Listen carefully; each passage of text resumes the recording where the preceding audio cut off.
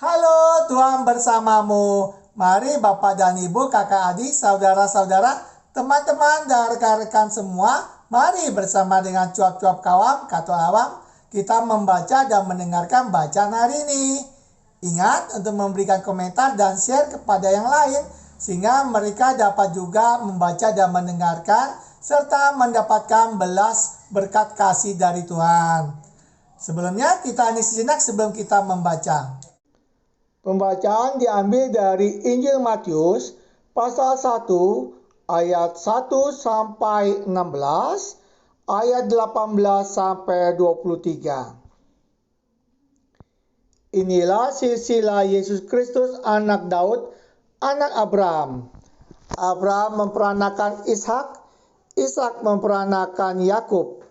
Yakub memperanakan Yehuda dan saudara-saudaranya. Yehuda memperanakan Peres dan Zerah dari Tamar.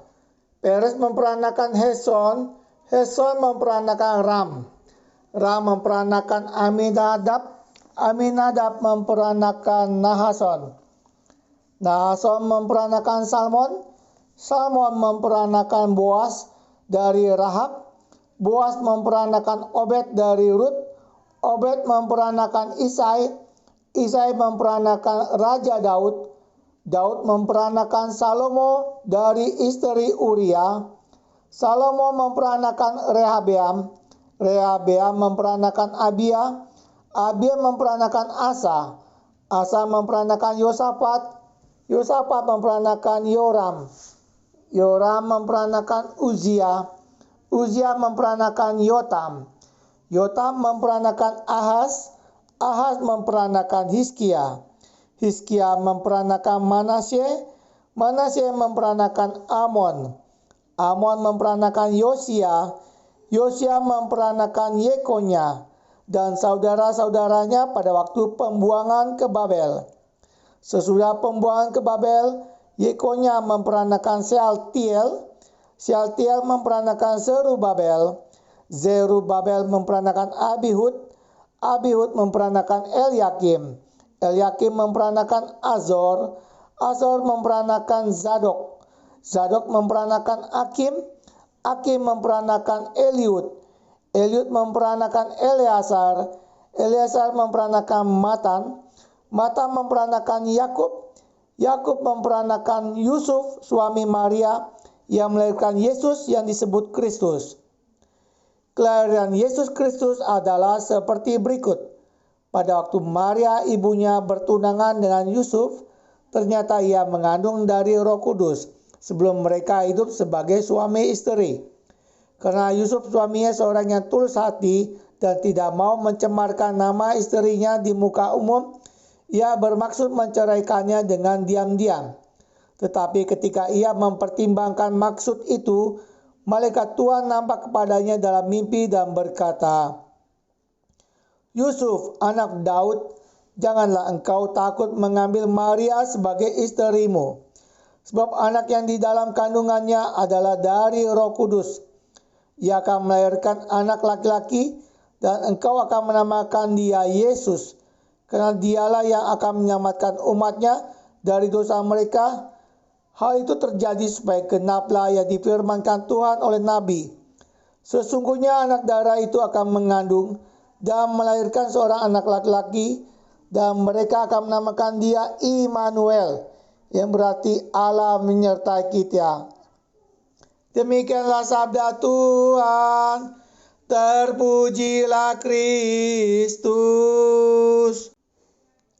Setelah kita mendengarkan sabda Tuhan dari Injil Matius, kita akan bersama-sama Bapak dan Ibu, kakak adik, saudara-saudara, teman-teman, dan rekan-rekan semua mendengarkan renungan yang dibawakan oleh Romo Hadi dari Paroki Alam Sutera, Gereja Santo Laurentius.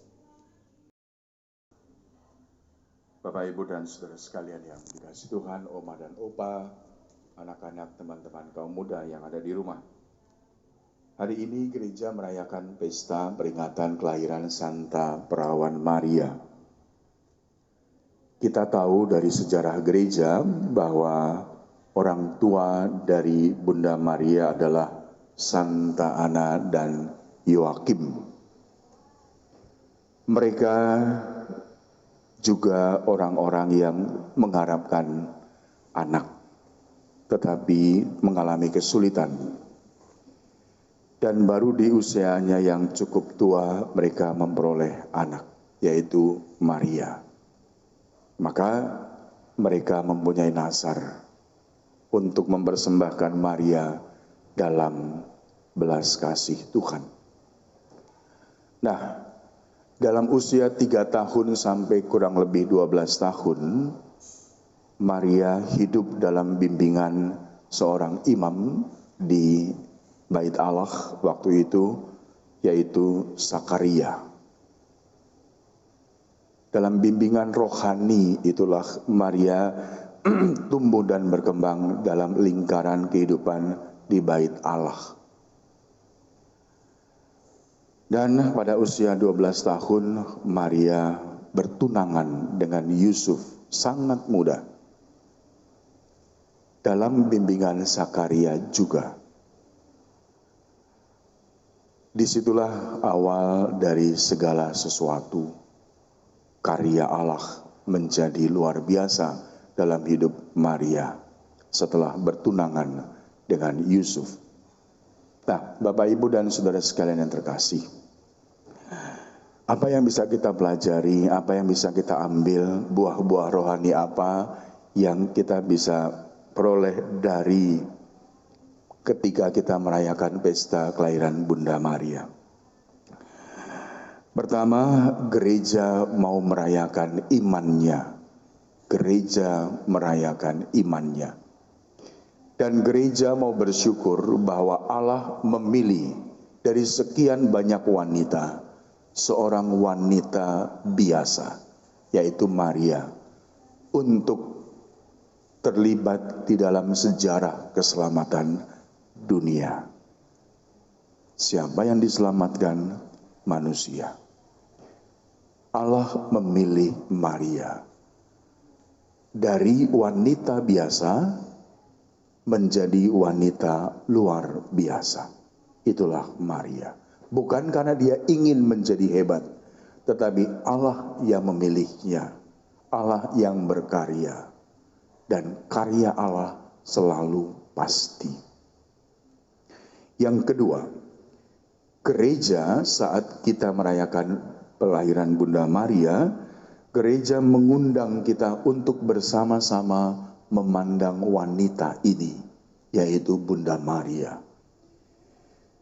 Untuk tidak hanya sekedar memandang, tetapi gereja diundang untuk juga mendekatkan diri pada pilihan Allah ini. Dan gereja diajak juga kita semua untuk menghormati dan memohonkan doa-doanya bagi kita, serta belajar dari Bunda Maria bagaimana selalu mau menyadari kehadiran Allah dalam setiap peristiwa hidupnya, menyimpan dalam hati dan merenungkannya. Dan satu kalimat yang sangat terkenal dari Bunda Maria adalah fiat voluntas tua. Jadilah padaku menurut firman-Mu, kehendak-Mu. Dari Maria kita diajak untuk belajar itu. Bapak, Ibu, dan saudara sekalian, kita punya tabernakel. Di dalamnya adalah sakramen Maha Kudus. Bunda Maria adalah tabernakel Allah yang hidup. Karena dalam kandungannya tersimpan Sang Juru Selamat kita. Maria adalah tabernakel yang hidup.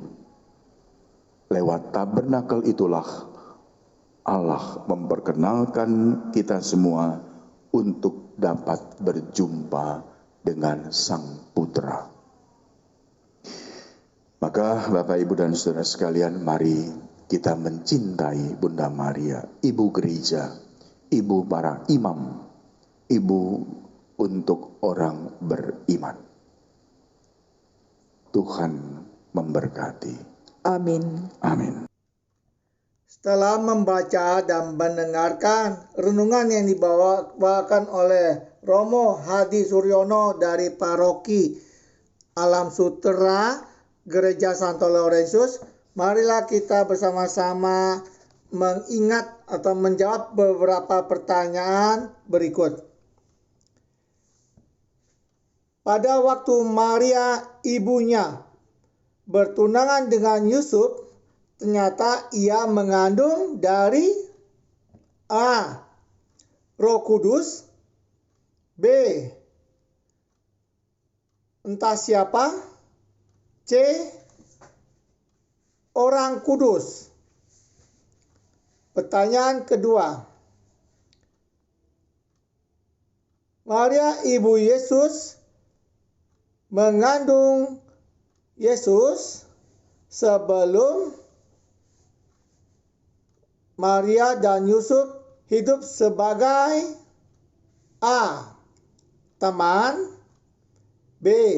suami istri, C. kekasih. Pertanyaan ketiga, Yusuf suaminya seorang yang tulus hati dan tidak mau mencemarkan nama istrinya. Maka ia bermaksud menceraikannya diam-diam. Tetapi tidak jadi karena ada malaikat Tuhan yang mengatakan bahwa anak yang di dalam kandungannya adalah dari A. Roh Kudus, B. dari tiada, C. dari seseorang yang lain. Pertanyaan berikutnya dari homili yang dibawakan oleh Romo Hadi Suryono dari Paroki Alam Sutera Gereja Santo Laurentius, dikatakan bahwa Maria adalah tabernakel. Apa? Jawaban A. Tabernakel hidup. B. Tabernakel bohong-bohongan. C. Tabernakel yang dibuat dan ditaruh di rumah. Pertanyaan berikutnya, apa yang mau kita pelajari dari Bunda Maria pada saat mendapat kabar dari malaikat Tuhan bahwa ia mengandung dari Roh Kudus? A. Maria berkata, "Jadilah padaku menurut kehendakku." B. Jadilah padaku menurut kehendakmu. C. Jadilah padaku menurut kehendak semua orang. Pertanyaan yang berikutnya,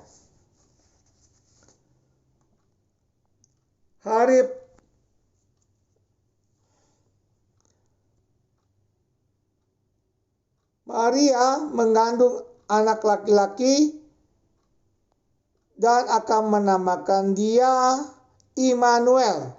Artinya A. Allah ada di dalam diri kita. B. Allah menyertai kita. C. Allah tidak tahu ada di mana. Tuhan bersamamu. Terima kasih Bapak dan Ibu, kakak adik, saudara-saudara, teman-teman dan rekan-rekan semua yang telah membaca bersama dengan cuap-cuap kawam Katolik Awam. Sampai jumpa kembali dengan cuap-cuap kawam Katolik Awam. Salam sehat, sejahtera, dan bahagia. Tuhan memberkati. Amin.